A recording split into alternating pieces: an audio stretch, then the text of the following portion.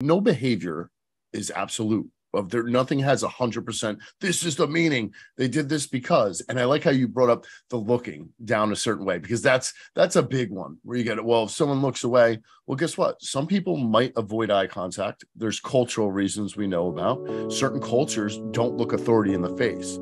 Welcome to the Communication Secrets Podcast with your host, Angela Podolsky, international keynote speaker, behavior analyst, and nonverbal communication expert.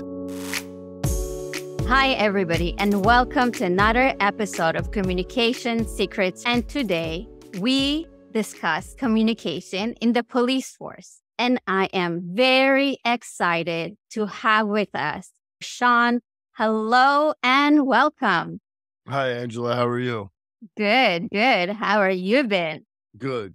Thanks. I remember we met a while back in Europe, and we had a really cool exercise we did where we had 3 people sit in front of the audience, and the audience had to guess who out of the 3 are the liar by asking them different questions, right? Do you remember that? It was so much fun doing that. Yeah, that's always fun. That's a great exercise when you have to actually, you're not just sitting there taking information, but you have to guess whether or not, when you've already been given information of how to be able to detect deception, and you get you put those skills to work and explain why you believe someone's either being deceptive or truthful. It was a good time out there. It was a great experience. Definitely. And then we tried to coordinate something in New York as well, right? Yeah. And then COVID hit. We were going to be right outside Times Square. It would have been great. But then COVID hit and everything else got ruined. How long did you have to shut down for Canada? A little bit more strict? Yeah, very, very strict here in Canada. We definitely shut down for quite a bit, and everything pretty fast moved virtually. And thankfully, we're able to start doing things virtually, and all the trainings, to be honest, even the things that I used to go and speak in public, they all prefer now doing virtual because they reach bigger audience. Oh yeah, 100%. And it's a mix of, it's a good thing that we have the technology, and then it's not. I was just in Australia earlier last month, and they were able to, the Australian Federal Police had me. And on top of having me there, they were able to stream, because it's a large country, Australia. They had people from all over the country watching, which is a good thing. But like you said, it's not the same as being in person. You can't reach out and touch somebody. You can't hear everything as well. It's different to actually be there and feel it and smell and have all 5 senses working. Yes, great point. All 5 senses working. That's a really good way to summarize it. Now, let me ask you, before COVID, how virtual the seminars were in the police force, or was it hard or easy for them to adjust?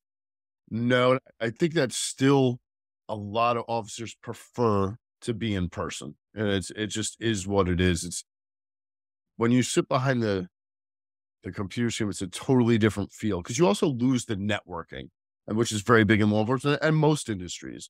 You go and you meet people from other agencies and jurisdictions. The networking's lost, the camaraderie that we have, and it's not there. Yeah.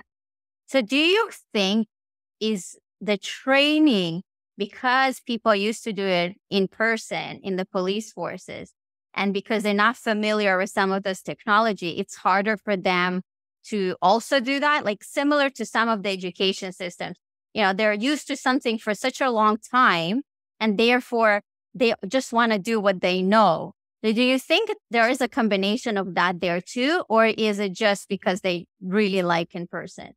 I think it's a combination of both. I think it's people get used to set in your ways. This is how I've always done it. Why are we changing? And it's a better environment, I think, to be in person.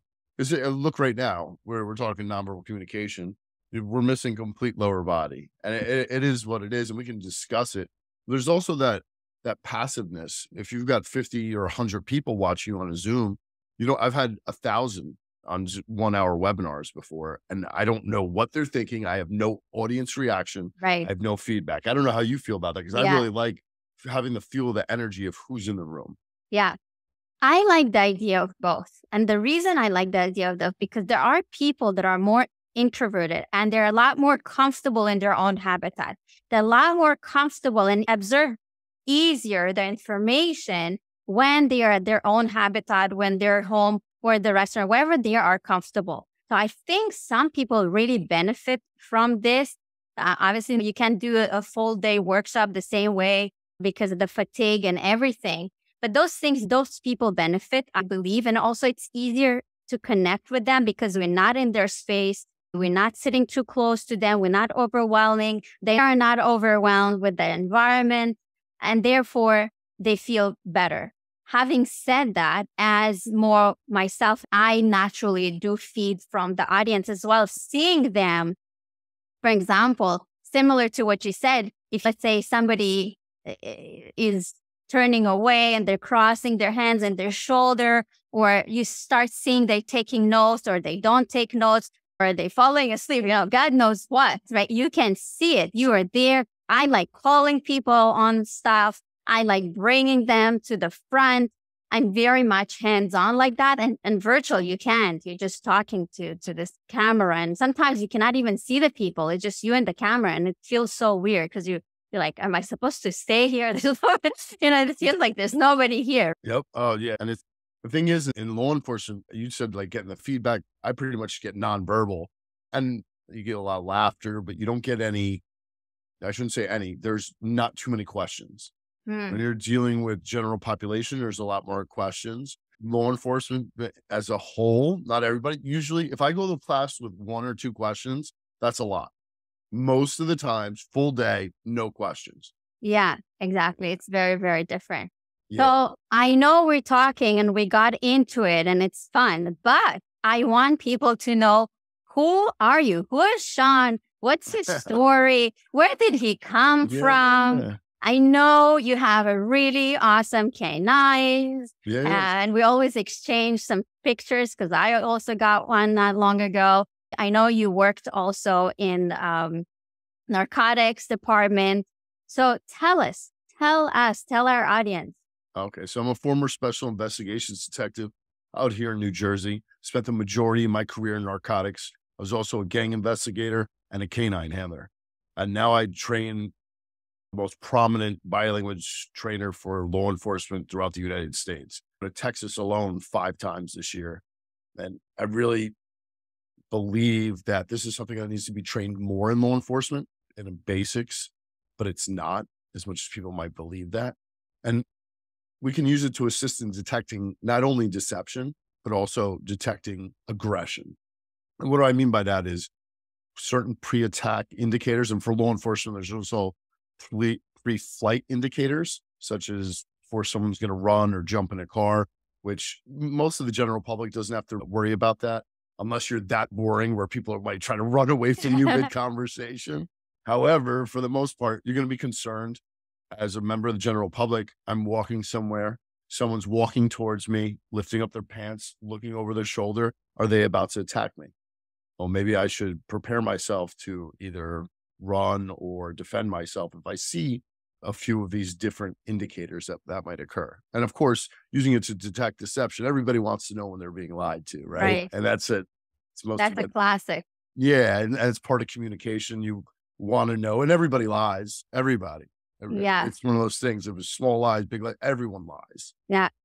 So I want to dig into the trainings and who you do it with.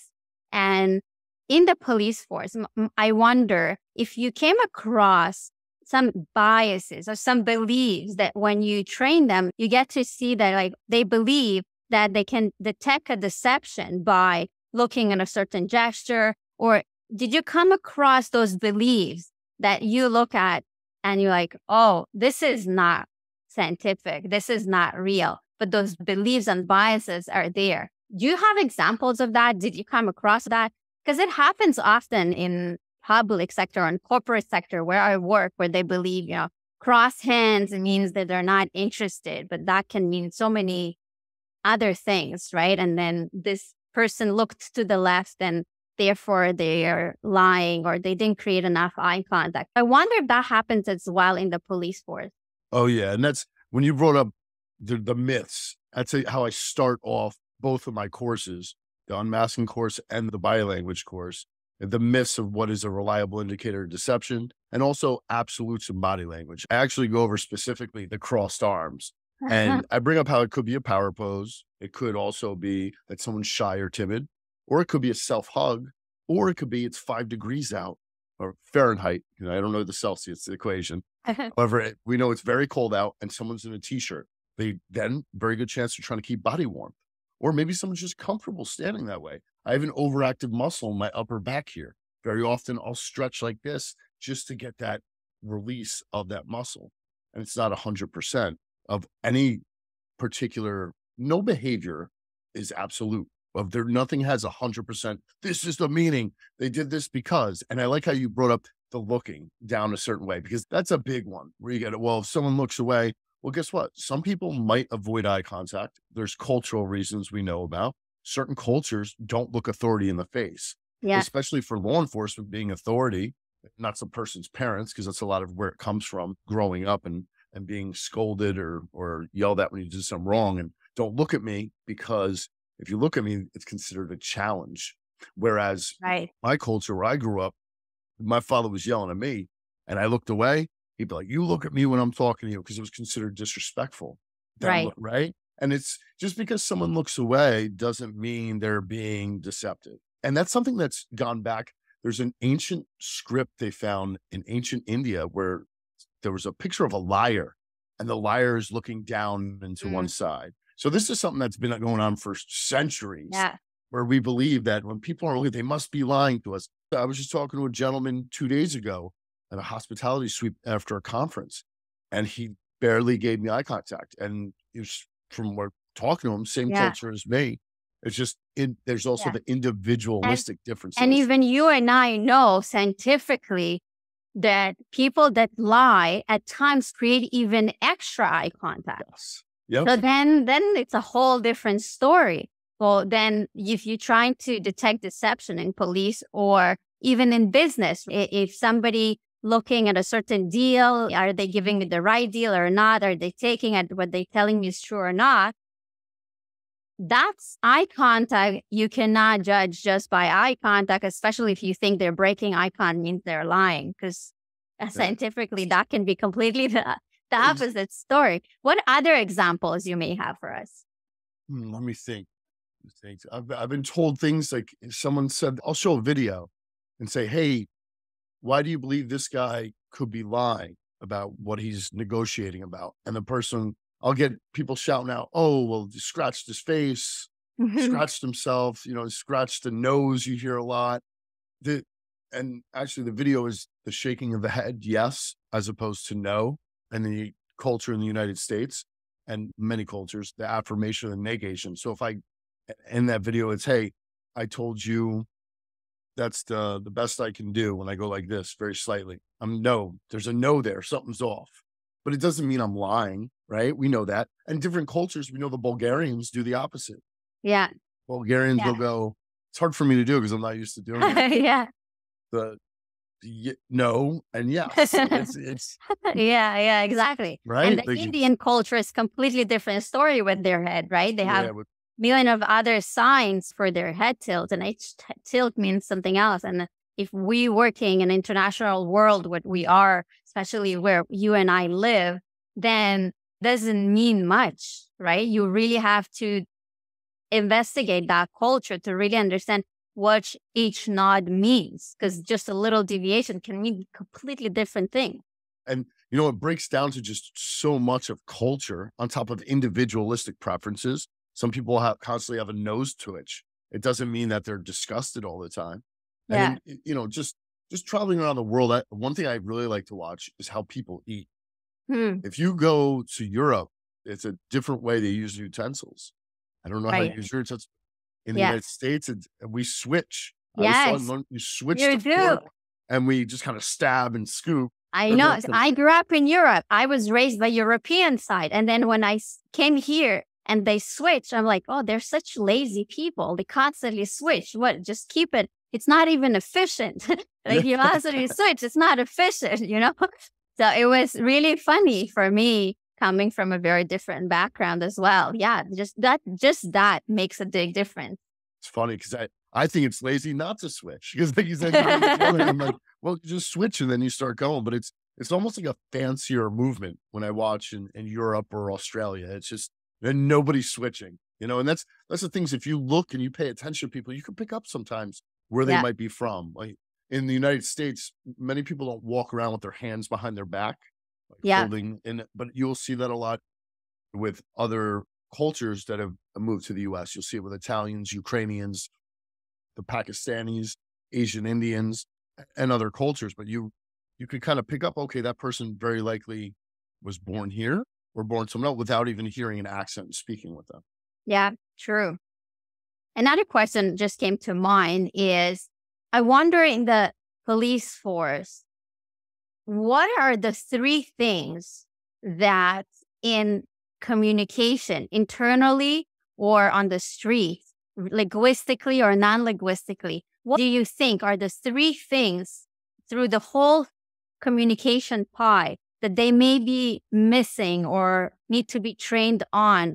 I think it needs to be more training in aggression detection. And that's not just one thing, that's several things and the movements of the body. There needs to be another explanation of facial expressions. We know the research is out there. It needs to be passed on to the majority, not only just to assist in detecting deception, but also communication. If I'm talking to someone and I can realize that they might be disgusted by something, I went and I had to take out a child's seat when searching an area or something like that. Versus if I see they're disgusted by that, but they're not telling me, maybe I need to explain to them why I'm doing that. And Yeah. that's it. So aggression detection, facial expressions, and just full body movements where it comes to observing. Because we're not trained, or we're trained observers. Hey, look at someone from top bottom. What are they wearing? But there's other things out there where, Yeah. okay, well, why is someone's fingers not clenched, but the slight curvature, but the spacing all of a sudden went in when I brought up a topic. Lips disappeared when I brought something up. Why are these things occurring? There needs to be a further emphasis on nonverbal communication. There's other things specific to law enforcement too, like we could pick up on. We always think body language. We think nonverbal communication. We're thinking body language, facial expressions. It's also clothing, tattoos. Any gang investigator tell you about tattoos. There's other things like you stop a car and the car's kept in drive. Now, someone's got to drive, say, hey, do me a favor, put it in park. Usually the person's either, nothing's 100%, but either A, the person's intoxicated, or B, they're already thinking about driving away. And they'll put it in Taking park off. Yeah. and they will take off a minute Yeah. later, 10 minutes later, 20 minutes later during the interaction. So those Yeah. kind of And you things. probably can see that if you put it together with other aspects, as you and I know, as we in behavior and nonverbal, when their body is more erect versus the body more relaxed, where they're gazing, where their hands are, where the feet pointing, fingers pointing, and all of that all together can really make a big difference. Exactly. And be able to, for law enforcement and for the general public, to be able to articulate to yourself something's wrong. When I talk about aggression detection, just movements, like I said, lifting in the pants, someone could be lifting their pants up. Why? Because they're falling down. However, if I'm in a parking garage late at night and I'm walking in my car and I see someone look over their shoulders and they start moving towards me and lift their pants up, is this person physically getting ready to attack me? And I can articulate that to myself now because I've been told it. It's not just, oh, I feel weird, I feel wrong, but I don't want to overreact. Well, maybe you should start getting your pepper spray out or jump into your car real quickly. It's something to be, once you can articulate to yourself, you can quickly move instead of just say, is my intuition right or am I overreacting? So let's go a little bit deeper into that, okay? What are the tells that people, specifically in the police, specifically in this industry you're working with, and probably others can benefit, whoever else is listening to a podcast as well, but what are the tells that people can observe and see for specifically aggression? Okay. So on top of looking over the shoulder and the lifting of the pants, you also firm digital flexion, the balling of a fist, clenching of a fist. People often do this. Why? Because they're about to punch you. On top of that, and when you combine these pre-attack indicators, should be a heightened sense of danger if you notice more than one. If someone blades their body, what do I mean by blading the body? If I take a knife blade right? And I've got it like this, and I take it and I turn it, you've got less of that blade. Now, the thing about that is that changing of the blade, that turning, now you don't see as much. And people will do this prior to Right. attack for a couple reasons. One, they could be getting ready to drop back that one shoulder and punch you. They could have a weapon on them where they're trying to conceal it and they're going to be drawing it out. In the police world, I'm going to move around that person a little bit and see if they continue to blade. However, if on the general public, if someone come up, they're blading their body and they look over their shoulder, well, I'm going to put down what I have in my hands. I'm going to at least put my hands up to defend myself. And I'm at least have a plan for yourself. If you feel like you need to run, then you run. But at least, hey, something's off here. I can articulate this. I need to be aware. Another one is the charging stance. What do I mean by that? Dropping down the body to go run towards you. If you're dealing in public, someone drops down their body, wait, like they're about to run, there's a good chance they're coming at you. Either to run, they're either to power walk to, not power walk like in the mall in the morning, but they're coming at you. If I see that, oh no, well, where am I going to go? Am I going to run? Am I going to fight? Is there a weapon I can use to protect myself? What environment am I in? It just gives you that extra second that might be able to keep you safe, save your life. Yeah. Any other tells? Yeah, on top of which ones did I run through? Because I've got a bunch of stuff I go over. Erratic Okay, give us pacing. one more. I'll give you another one. One Erratic. other aggression tell that people can tell in advance. Okay, dominant pacing. If I show up somewhere, let's say you pull up to a gas station and get gas, or you walk to your local convenience store, and there's someone outside dominantly pacing, they're making deliberate steps, usually at a medium stride, and it's often coupled with that firm digital flexion, that balling of the fist, clenching of the fist.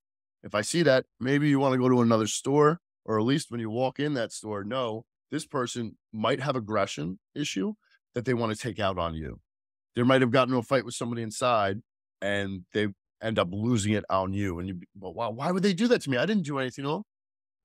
People do things that we don't want to believe happen, but it happens. Unfortunately, people take out that misplaced aggression on other people, and something to be aware of. And for people listening that are not in police, all of the things you're describing, if we minimize them and make them smaller, for example, you're talking about clenching of the fist. That may not happen. Nobody will punch you in the boardroom while you're speaking. That will be a big HR situation, right?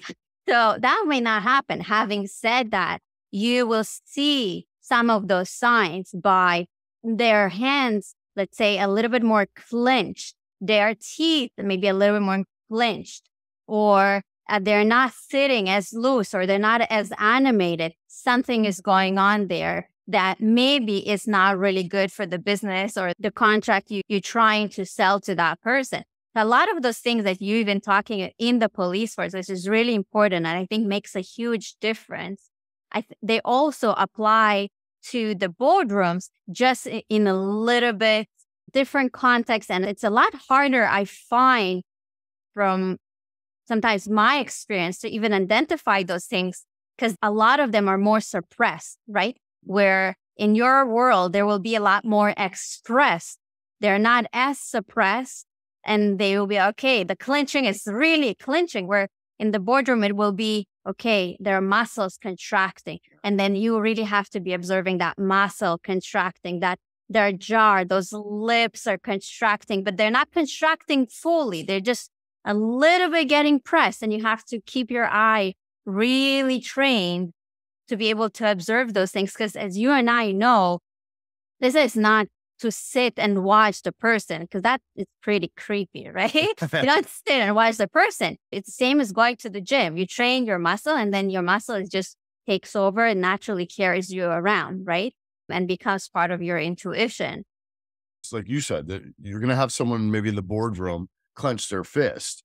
Well, they might want to punch you in the face, but they can't. Like, as you said, it's an HR situation and something to be aware of. If I get someone lifting their pants all of a sudden, look over the shoulder, I might be like, oh, wait, they're going to come back and they're going to start yelling at me, or they're angry, but they're subduing it because of the environment they're in, because they can attack you as much as they'd want to. Or their pants are too big, right? Yeah, that's another thing. Pants could be falling down, or maybe they looked over just to to crack their neck. And, nothing's 100%, but it's something to be aware of when it occurs. And, the firm digital flexion, It could also be the person stressed out. You see that as Yeah. well. Like, when you're white knuckling, if you're behind a wheel of a car in a bad situation, we start tensing up, and you don't have to be behind a wheel of a car for that to happen. And we also hammer points home. We're like, I wasn't there that day. I'm not going to pay that much money. Well, on the street, as a cop, if someone's doing this, I'm not assuming they're going to hammer a point home. I'm worried about my safety. In the boardroom, you might say, this is interesting. Are they really adamant about what they're saying? Yeah. Yeah. Good point. Now, when somebody is upset, and in your cases is a little bit extreme, but how can somebody take from that extreme high intensity, you start seeing teeth clenching, fist is starting to get rounder and rounder, and the knuckles become wider and wider. How, as you start to identify that before it goes crazy, how can maybe one reduce that? Oh, well, that's when you're going to use your own body language, open posture. And I'm keeping my hands up most of the time because I don't want to get punched in the face. I might have to go hands on and fight someone. But also when I'm doing that, do what's known as a basketball hold. Imagine I had a basketball here. I look very confident. I'm not pleading with you to, please calm down. I'm letting you know I'm still here in charge. This is something you might want to use in the boardroom as well. Your hands up. I'm giving you my palms, my inner forearms. These are sensitive areas, as well as the ventral front and the vital organs. You know as well as I do, I'm exposing all that to you. And I'm letting you know, like, hey, at the same time someone starts getting irate, I'm not going to let my voice go up right away. It might come time for me, depending on what's going on. If someone starts walking away or something, I might have to. But in a boardroom, why not just keep your voice even lower so that you're waiting for that isopraxism, that mirroring, where they start lowering the voice as well. Yeah. Yeah. And there's a lot of school of thoughts also. Sometimes if somebody is intense, it's good to match their intensity, right? And then start deviating. But when you match their intensity, what a lot of people don't understand is that when they match their intensity, a lot of people become aggressive as well. So then it becomes fighting to fight, and like you. Yeah. But when you just match it with your voice, but you still be kind and say, yeah, I understand, I care, this, but you just match it in the voice, but you're in a positive manner. Because as soon as you go, you, but I, then it becomes just a fight and everybody's just going up level each other, right? Yeah. So yeah. And I love what you said. It is to keep yourself open and to say, okay, I know, but I'm here and I'm vulnerable and I'm going to keep it that way. But is you still aware of what's happening? And that staple, the basketball that you're talking about, the staple, it can go even when you holding the basketball further out. And we do that in public speaking, right? We keep it more open. But even when you want to talking about confidence, if you want to show confidence, even when you're sitting, you can just do that at the table and keep your fingers together, touching each other of the right and the left hand. And you see politicians do that all the time to show that superiority. And it's almost becoming negative because the politicians use it so much. It's almost taking the other side, how this is a little bit too political. But it's still, for us as humans, when we pick up on those nonverbal cues, it subconsciously still hits our stomach and subconscious, even if we don't want it. If we see somebody sitting like that or speaking like that, we automatically categorize them into confident, strong, right? Oh, yeah. So that's one of those things that if I see someone going and steepling, I want it to stop because I don't want anybody to feel like they have power or authority over me. And one of the things I would do is try to change the mindset up. So if I said to you, what's wrong with those earrings? You watch that come down. You watch that change their behavior. I've changed it. You're like, what's wrong with my earrings? And I'm like, what's wrong with your earrings? What is with that? Because usually at first they'll say, what? And be like, what's wrong with them earrings? And I'm like, oh, I'm just joking. I got the same ones for my wife. She really likes them. Right. Like, to change up, because I also don't want to lose rapport, right? I don't want to be like, what's wrong with those earrings? And then just go to another topic. Oh, I'm just joking around. Be careful with it and what you bring up.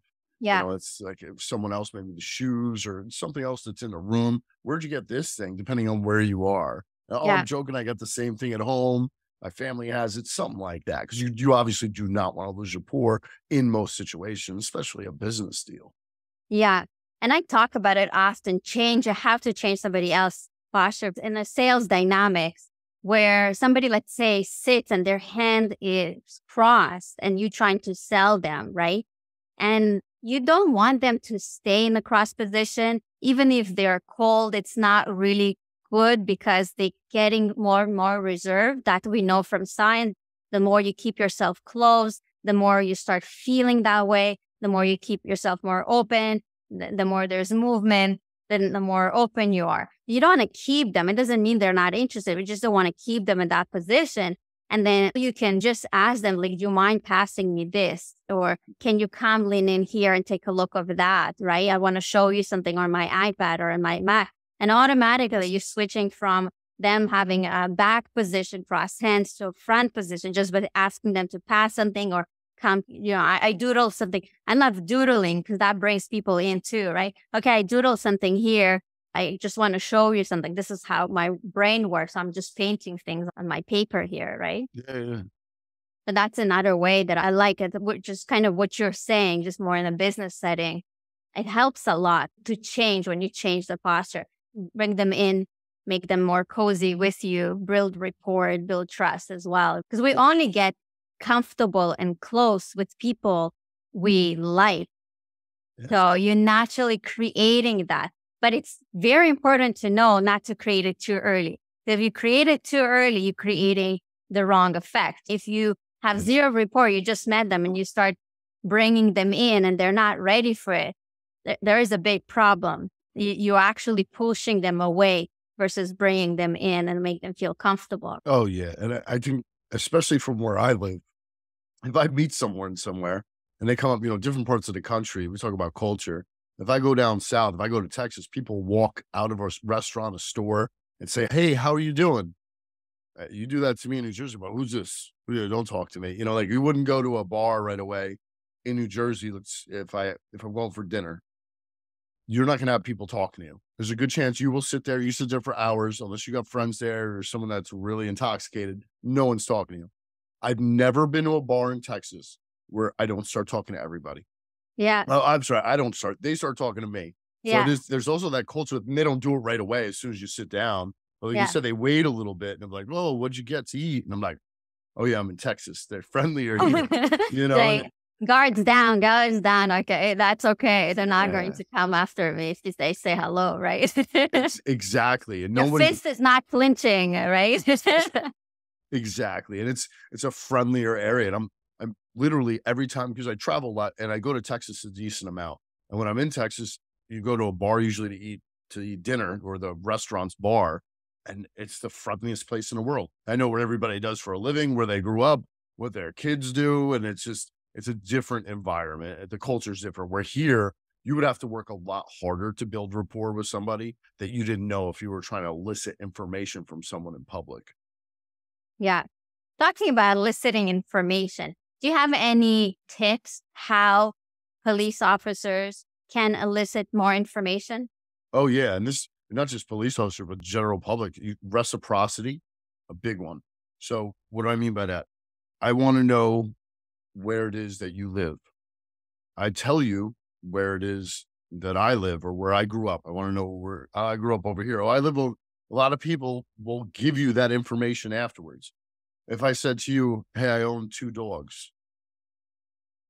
Yeah, I own 2 dogs. And then what are you going to respond? You're most likely going to say, "Oh, yeah, I got a dog as well." Or no, I don't have I'm going to send you a picture of my dog. That's what I'm going to do. Yeah, exactly. There's that reciprocity. Yeah. And I didn't even ask you. So it's not like an interrogation. It's more, I'm just extracting information from you. So there are different ways you can extract information. Other way is to say something that's wrong. So what do I mean by that? I know a gang member isn't part of a certain set of a gang. So I say, "Hey, you're part of a gang I know they're not a part of. You're this, right?" And they're going to correct you. "No, I'm not that. I'm this." Where if I just said, "Hey, what gang you're from?" I might say, "I ain't telling you that." And that could work in the business world as well.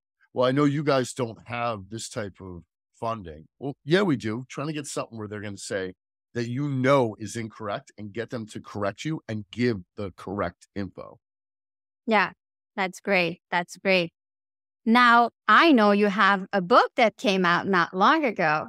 Yeah. Yeah. Tell me and the audience about it. Beware the Body. You can listen to it on Audible, Amazon. There's a third place it was put on. You can purchase it in Canada, Amazon, and around the world on the PDF form. I forgot the Kindle, and it's also hard copy as well. And the hard copy's got photos in the back, and so does the Kindle, different movements. And what it is it's about aggression detection, the body language, some of the things I spoke about today, and also how to keep yourself from becoming a victim. There's been studies that have been done where they took criminals that were convicted of violently attacking random people on the street. And they showed them videos of people walking in a violent area of New York City and said, which ones would you attack? Then they coordinated the movements of the body, similar to like coordinating dance movements. And they listed all these things. There's certain things they found that people will walk differently than the general public. And those are usually the ones that are going to be attacked. And it's kind of like a predator prey type scenario. So when a wolf goes after the buffalo, they're not going after the one like the rest of the herd usually. They're going to look for one that's moving differently. So one of the things that they talk about is kind of like wobbling side to side as opposed to the front movement. Also, people whose arms move the same side as the foot moves forward. Oh, that's interesting. Yeah. So if you're walking, something coordination. Your coordination. How do you move? Is your left hand or your left arm going forward with your left foot? Well, someone on the street might see that and think, okay, that's someone that it'd be easier to attack. And there's other things as well that all of it's in the book and listed down. And it goes over types of aggression, why people become aggressive. Interesting. What else can people expect in your book?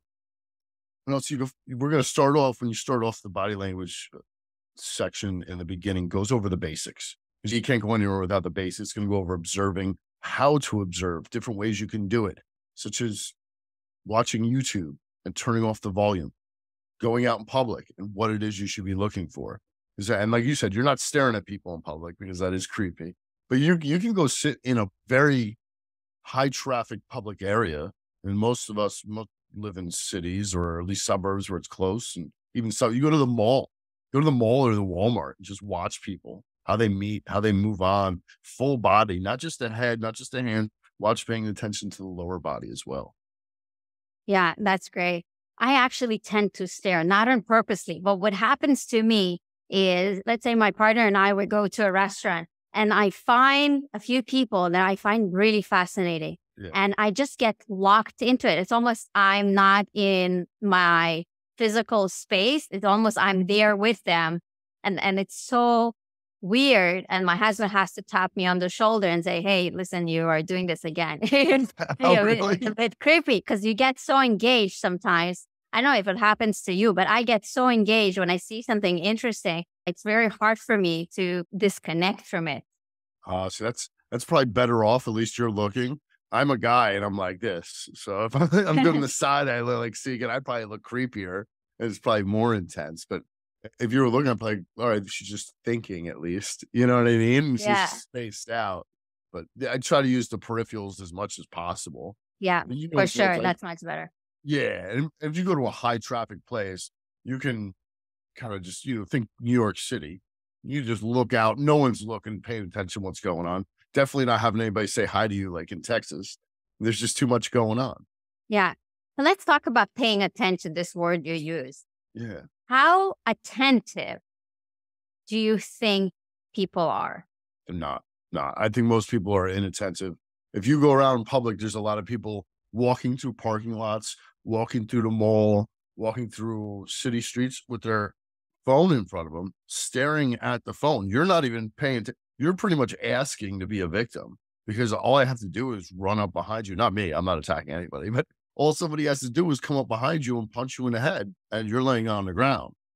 Yeah. You've got, at least if I say run up behind you, should be looking around when you're in public. I'm not saying be paranoid all over, but if you ever see me in a public place and a lot of other military veterans and combat veterans and other law enforcement or prior victims of attacks or violent crimes, they're looking around in public. They're not sticking their head in their phone, walking through because you're just asking for it. And even just take out the aggression detection side of it. Even you and I speaking here, a lot of people will talk to you and not paying attention at all or observing. They have things such as change blindness, which you move your body and change your position, or you do something different and just totally miss it because either A, I'm thinking about what you're telling me, or B, I'm thinking about what I'm going to say next. Right. And I'm not even thinking, and today we got people, looking at the phone. Like, Yeah. what's on my phone? What, so it's another distraction where we're not communicating the way we used to, right? When I was a kid, these things didn't really exist. So you learn to communicate with other people without these types of distractions. Yeah. And that goes hand in hand with communication. When you don't see, you also don't hear. And that doesn't matter if you're a civilian, if you're corporate, if you're in police. And as soon as social media, as soon as you're distracted with other things, that today we have no choice but being distracted. It's not almost like it's everywhere. It's not like we can turn it off completely. We go to drive, we have those fancy billboards that keep changing pictures because they're not billboards anymore. They're TV screens, right? All of those things are constantly around us. We always distracted. And with that, we becoming complacent of being present and being attentive. And by not being present, being attentive, you cannot observe. And when you observe the energy, the surroundings, the context around the topic, the intonation, the weapons, all of those things you're taking in. And as soon as your brain goes to think about something else or see something else, it takes away from something. There's an exchange there, right? There's an exchange that's happening. So as you take your attention from one thing, it goes to the next thing. So what is that you're giving attention to? I think being mindful, it's very, very important. Oh, 100%. You said be mindful of your environment and mindful of who you're speaking with, not just, and we are so distracted. You hit the nail on it. I mean, you go out in public, there's just a million things that are in front of us. And it takes some getting used to because we're not trained in that. You think about it, we go to school, your whole life, you learn verbal communication. You go to school, they teach you, depending on where you grew up, English or Spanish or Russian, whatever your primary language is. And then we often learn a second language, sometimes a third. But there's no, hey, you're going to go take every year a full semester, a full year of nonverbal communication. That doesn't exist. Or even just go to a different culture. Yeah. That will teach you a lot as well. Different culture, they will communicate differently. You'll start picking things up. Yep. 100%. Agree. Another question I have for you. You are very busy, but I know you also have some personal things and you have family and all of that. How do you balance? So people that are listening, there are more like yourself. They travel a lot. They're very busy. What are your top 3 ways to balance? When I get home, I am present with my kids as much as possible because even when I'm home, I still have work. And I try to communicate with my kids on a daily basis. We're lucky with technology. I can use the FaceTime and look at each other and we can say goodnight as often as possible, depending on where I am. If I'm in the middle of filming something somewhere else or in the middle of a class in a time zone, I can't always do that. But also when I come home, I'm very present with the kids. So like today, I'm going to make sure pick up the one from soccer. We'll sit at home. And we'll talk for a while and maybe watch a movie. I don't like doing the movies as much. They love movies. But to me, it's not, there's no interaction, but they love it, And it's another thing I'm always trying to balance back and forth is when I leave, do I want to bring something back for my kids? Do I want to, because I don't want them to be spoiled because I go to a lot of places. I'm gone a lot. So I've settled on this where depending on where I go and how long I'm gone for, I'll bring something back. Something small. I don't need all this stuff in my house. I'm kind of a minimalist personally. Like I just came back from Ohio for a conference. There was a candy shop inside the resort. So I brought them back these cotton candy things. I told them to them, like, make sure you brush your teeth after, the real cool thing is now both my kids play sports. I'm able to arrange my schedule where I can go to most of it, most of the sport games, not the practices, but most of the games. So I know you asked for 3 things, but it's pretty much just being present and making time. Yeah. If that makes sense. Yeah. And my wife and I, it's hard because she's very busy and I'm very busy as well. And I do enjoy traveling because I think well, for law enforcement, it's very difficult with the changes of hours and getting called in the middle of the night to have a regular schedule. And I think spend more quality time with my kids now than I did when I was working in narcotics, getting called in and working crazy hours. And if that makes sense. Yeah, that makes sense for sure. Because Yeah. there's no stability. There's nothing you can plan on. And you can probably say, I'm going to be at this game, but you cannot actually attend it, which is more devastating probably to a child than if they know you're gone from this time and you probably will come back. Yeah. And that's the thing. Yeah. Unless a flight's delayed, which knock on wood, and now my next flight's going to get delayed. I've been pretty fortunate with flight delays. And if I can drive somewhere, I will, only because if I drive, I know what time I want to leave. I'll leave. I can beat traffic and whatever. So yeah, it's one of Talking those about things. traveling, when are you coming to Canada, son? But when do you think I should come? It's time to come. Let's go. Yeah. No, I'm looking at my calendar over there because I'm like, I probably couldn't get up until March or April. That's like I'm just booked. Like it's crazy. Amazing. Actually, I have a little time in November. So yeah, you got to come down to the States. Yeah, we'll schedule come and then I come or vice versa. We'll do exchanges. Have you left Canada since COVID or? Yeah, but during COVID, we traveled quite a bit.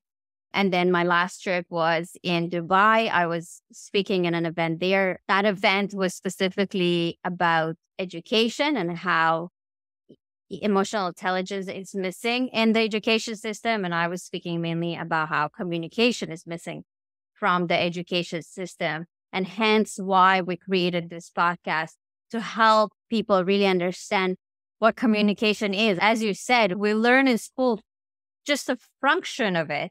And not even in text, even in our words, there's a lot of things we can identify. How fluid the story is, how unfluid, what kind of tense they're using, all of those things, even in our words. But we never learn some of those things. We don't learn the different cultures, what we talked before about the crossed hands and the tilts and the eye contact. Those things are important to know in business, in personal life. I'm sure since you learned how to do what you do, even in your personal life, your personal relationships with your kids, with your wife and others also improve. Yeah.